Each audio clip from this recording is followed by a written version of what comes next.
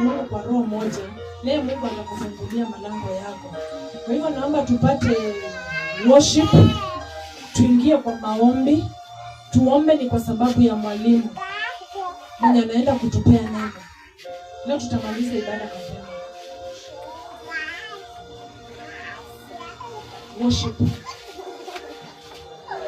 Ndio tuingie kwa mabudu.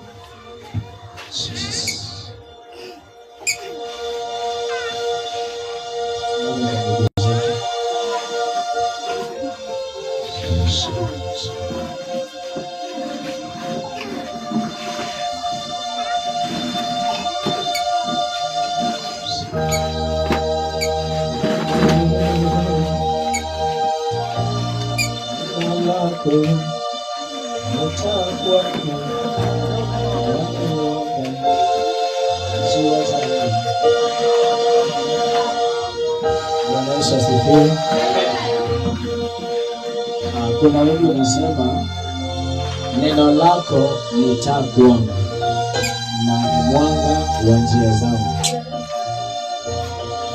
Napenda kumwabudu Bwana.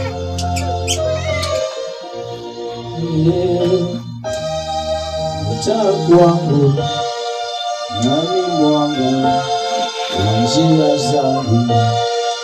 Neno lako ni taa kwangu na ni mwanga